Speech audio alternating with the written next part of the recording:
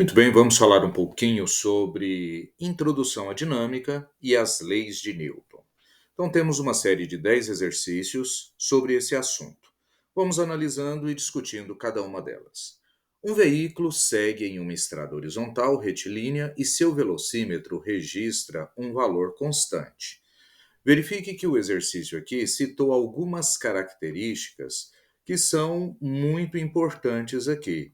Primeiro, a estrada horizontal retilínea e o velocímetro, ou seja, o indicador de velocidade, registrando um valor constante. Significa que nós estamos falando de um movimento retilíneo uniforme, que é uma das situações que aborda a primeira lei de Newton, lei da inércia. Referindo-se a essa situação, assinale V para as afirmativas verdadeiras e F para as falsas. A aceleração do veículo é nula. Sim. Na situação de inércia, um corpo possui força resultante sobre ele igual a zero e a aceleração também igual a zero. Então, nós podemos analisar que o vetor força resultante é nulo e o vetor aceleração nulo, verdadeiro. A resultante das forças que atuam sobre o veículo é nula, também verdadeiro, e a força resultante que atua sobre o veículo tem o mesmo sentido da velocidade, falso, porque ele está se movimentando por inércia e não por ação de uma força resultante, pois se existisse força resultante, teria uma aceleração e não velocidade constante. Portanto, afirmação básica sobre a primeira lei de Newton, letra C. Verdadeiro, verdadeiro e falso. Olha só a afirmação, a questão de número 2. Após uma cobrança de falta num jogo de futebol, a bola chutada acerta violentamente o rosto de um zagueiro. A foto mostra o instante em que a bola encontra-se muito deformada devido às forças trocadas entre ela e o rosto de jogador. Então, o exercício já deu uma dica aqui, né? Ele fala que as forças trocadas entre a bola e o rosto do jogador. Isso nos lembra da terceira lei de Newton, lei da ação e reação, que diz que para toda força de ação existe uma correspondente força de reação, de mesmo módulo, ou seja, mesmo valor, mesma direção na mesma reta, só que em sentidos contrários. A respeito dessa situação, são feitas as seguintes afirmações. Primeira afirmação: a força aplicada pela bola no rosto e a força aplicada pelo rosto na bola têm direções iguais. Sim, mesma reta. Sentidos opostos, também verdadeiro, e intensidades iguais. Correto, porém não se anulam. Verdadeiro. Por que elas não se anulam, já que elas têm sentidos opostos? Porque são aplicadas em corpos diferentes. Quando nós pensarmos na ação da bola sobre o rosto do jogador, essa ação é aplicada no rosto e a reação é aplicada na bola. Então, forças aplicadas em corpos diferentes, elas não se anulam. Por isso, afirmação 1, verdadeiro. Afirmação 2. A força aplicada pelo rosto na bola é mais intensa do que a força aplicada pela bola no rosto. Bom, isso aqui já contrariou a terceira lei de Newton, então nem preciso continuar, ela é falsa. Terceira afirmação: a força aplicada pelo rosto na bola atua durante mais tempo. Não, é durante o mesmo tempo, então esse mais tempo está errado, e o que explica a inversão do sentido da bola. Falso. Tanto é que num outro conteúdo eu poderia dizer que o impulso, que é o resultado de força vezes tempo, é o mesmo, porque é a mesma força, só com sentido oposto, durante o mesmo tempo. E 4. A força de reação aplicada pela bola no rosto é a força aplicada pela cabeça no pescoço. Não. A força de reação aplicada pela bola no rosto é a força aplicada do rosto na bola. Então, por isso, também falsa, é correto apenas a afirmação de número 1. Forças de ação e reação, mesmo módulo, mesma direção, sentidos opostos. Se A aplica em B, B aplica em A. Mais uma questão sobre a terceira lei de Newton, né? E aí vamos falar de alguns tipos de força. Força normal. Força normal é uma superfície empurrando a outra. É a reação da força-peso? Falso. Por que falso? O peso é a atração da Terra sobre os corpos. Então a Terra puxa os corpos para baixo. Reação, os corpos puxam a Terra. Normal, uma superfície empurrando a outra. Ação e reação são pares de forças de sentidos iguais. Falso, são sentidos opostos e direções iguais. A força de ação é sempre maior, falso, que a de reação, mesma intensidade. Toda ação corresponde a uma reação, verdadeiro, de mesma intensidade e sentido, falso, com relação ao sentido. Então, letra E, toda ação corresponde a uma reação de mesma intensidade, mas sentido oposto. Definições básicas aqui sobre a terceira lei de Newton. Número 4. Na Terra, onde a aceleração da gravidade é 9,8 metros por segundo ao quadrado, um corpo pesa 196 newton. Lembrando que peso, atração que a Terra ou outro planeta exerce sobre os corpos, é massa vezes a aceleração da gravidade. Então, se o corpo tem 196 newtons de peso e a aceleração da gravidade na Terra foi considerada 9,8, nós podemos determinar a massa desse corpo, que é a quantidade de matéria. Então, 196 dividido por 9,8, esse corpo tem uma massa de 20 quilogramas. Na Lua, onde a gravidade é aproximadamente 1,6 metros por segundo ao quadrado, então, se nós pensarmos o que vai acontecer na Lua, o peso irá mudar, porque muda a aceleração da gravidade. Só que a quantidade de matéria do corpo é a mesma, ele continua com 20 quilogramas e estará submetido a uma atração gravitacional com aceleração de 1,6, conforme o exercício diz. Por isso, o peso do objeto será de 332, melhor dizendo, 32 newtons. Por isso, o peso desse corpo será de 32 newtons, letra D. Lembrando que a massa, a não ser dentro da relatividade próxima à velocidade da luz, a massa de um corpo ela não altera, tá? E essa é a massa inercial. Número 5, um bloco de 10 kg, massa 10 kg, está apoiado sobre uma superfície horizontal. Uma força vertical de 60 newtons é aplicado sobre ele por uma corda com a intenção de o suspender. Qual a aceleração vertical do bloco? Bom, nessa situação aqui, vamos fazer aqui uma representação, da situação descrita no exercício. Então, nós vamos pensar uma superfície horizontal, né? Nessa superfície, o corpo, vou imaginar ele no formato de uma caixa, né? Ele está apoiado aqui, e sobre ele é aplicada uma força vertical de 60 newtons, com a intenção de o suspender. Isso significa que essa força foi aplicada para cima.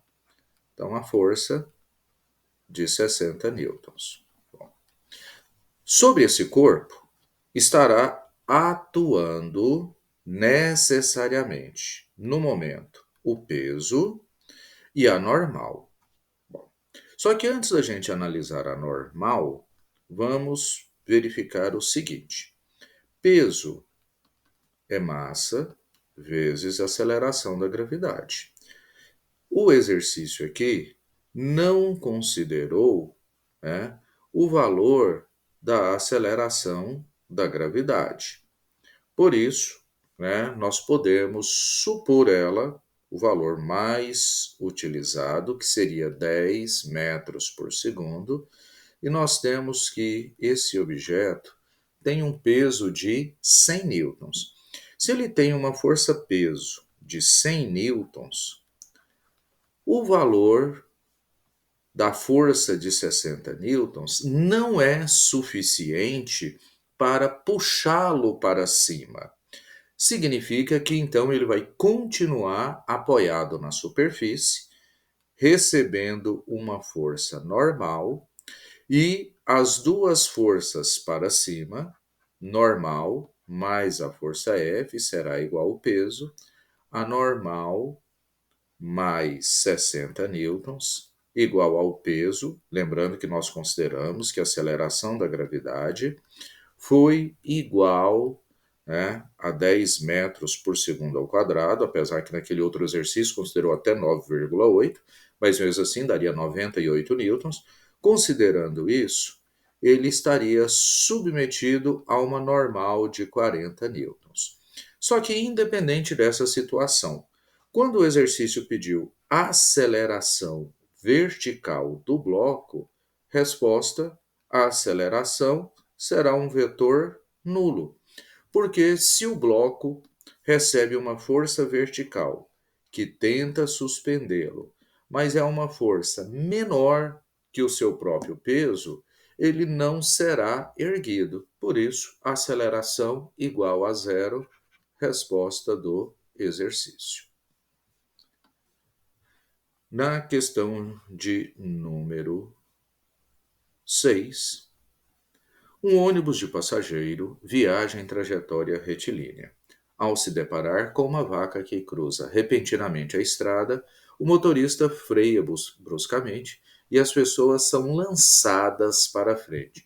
Esse termo está entre aspas, porque essa é uma sensação que se tem quando o ônibus freia, porque o ônibus reduz a velocidade, mas todos os passageiros, por inércia, tem a tendência de continuar o seu movimento com a mesma velocidade, né? E aí ele explica. O que acontece é que as pessoas continuam em movimento em relação ao ônibus, agora parado.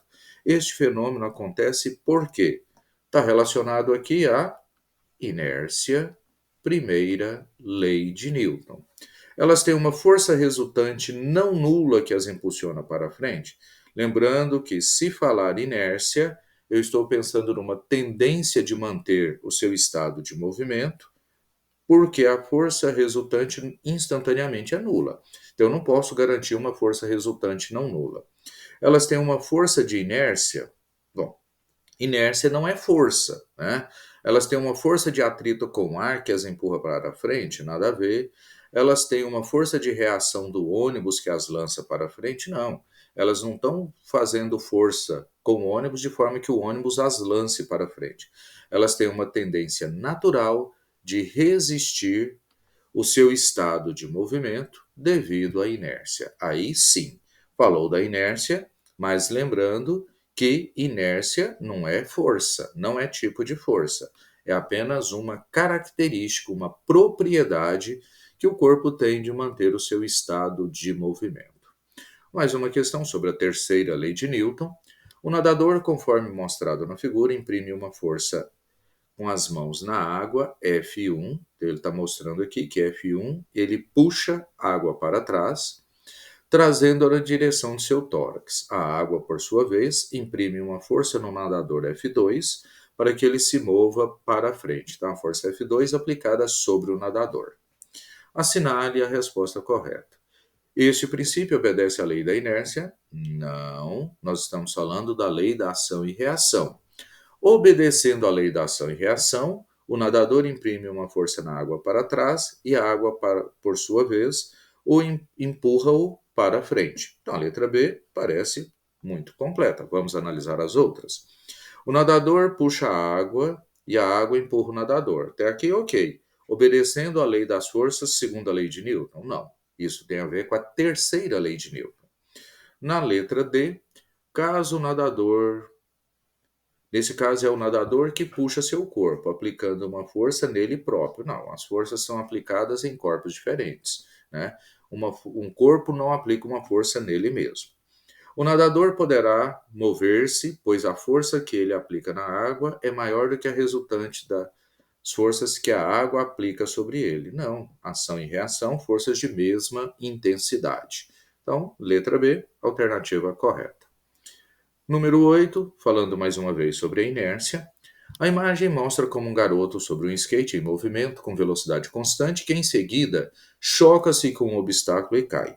A queda do garoto justifica-se devido ele ter a tendência de manter o seu estado de movimento. O skate parou e ele continua. Isso é princípio da inércia. Ação de força externa, princípio de ação e reação, força de atrito, nada a ver. Número 9. Semelhante àquele exercício do que estava o corpo apoiado na superfície, só que agora falando de tração. A figura abaixo, nela temos um bloco de massa 8 kg suspenso por uma corda, adotando gravidade 10, aqui ele deixou bem claro a gravidade, lembrando que lá a pergunta era aceleração, por isso que a gravidade, mesmo variando 10, 9,8, de todo jeito o corpo estaria em repouso. Determine o valor da tração na corda. Então aqui nós vamos reconhecer que o corpo ele recebe a ação vertical da força-peso, vertical da tração. Essas duas forças têm sentidos opostos, força de tração e força-peso. Mas como esse corpo está parado, sem aceleração, essas duas forças se anulam, portanto, têm a mesma intensidade, e como o peso é massa vezes aceleração da gravidade, a tração vai ter uma intensidade equivalente ao peso, intensidade da força de tração, 80 newtons. Simplesinho, somente isso aqui para o exercício. E questão de número 10. Uma força horizontal de intensidade 10 newtons aplicada no bloco A de 6 kg, o qual está apoiado em um bloco B de 4 kg. Os blocos deslizam sobre um plano horizontal, sem atrito. Determinar a aceleração do conjunto. Bom, se nós representarmos as forças separadamente em cada corpo, então imagine aqui o bloco A e aqui o bloco B. Vamos analisar as forças que atuam em cada um desses blocos. Tá? No bloco A, nós temos o peso,